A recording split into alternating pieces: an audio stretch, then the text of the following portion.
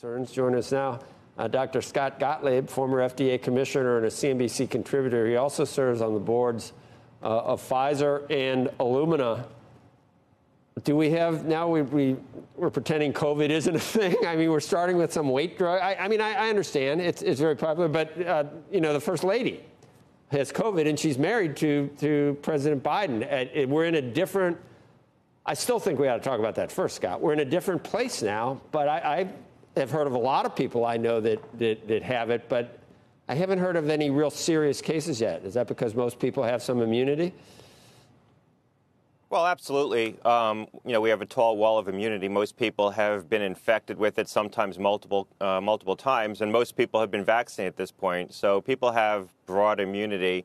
And this particular strain that's circulating right now isn't more pathogenic. It looks to be less pathogenic, certainly, than Delta was. So it's causing less overall impact through a combination of both those factors.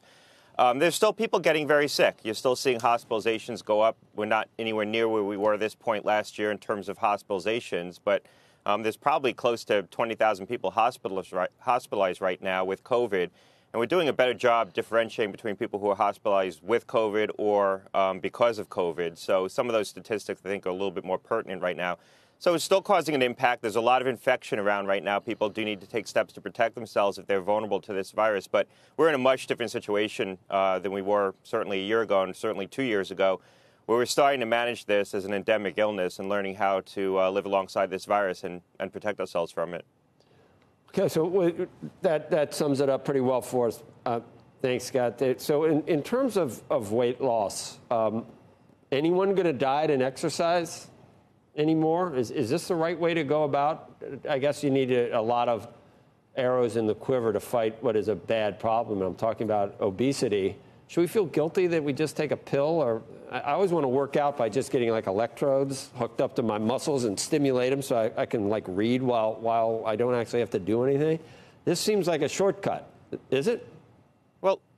Well, look, we have a weight loss problem in the United States. We have too many people who are in the higher categories of their BMI, and it's causing a lot of excess death and disease in the United States. And there's people for whom diet and weight loss and exercise won't work. There's people who can't maintain the discipline to stay on those programs. And for those individuals, if they have excessive weight, these drugs can be very beneficial. We saw the cardiovascular benefits of these drugs in people who were overweight and had a history of stroke or prior MI. Those were profound reductions in the secondary risk of a subsequent cardiovascular event. We also saw a study last week showing profound reductions in heart failure in patients who were obese and had a history of heart disease and heart failure. So these drugs can be very impactful, not just improving people's BMI, but also having an influence on their health.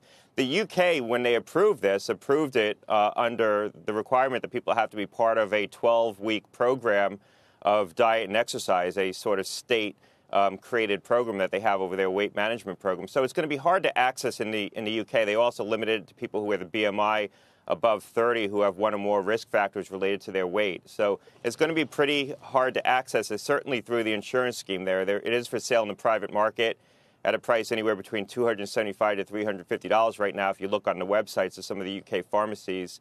So people are going to be able to pay out of pocket for it, but I think the UK government really is restricting access. They don't want people to get the drug, or a lot of people to get it, and frankly, Novo can't really supply it to that market. So I think for the time being, it's going to be married up.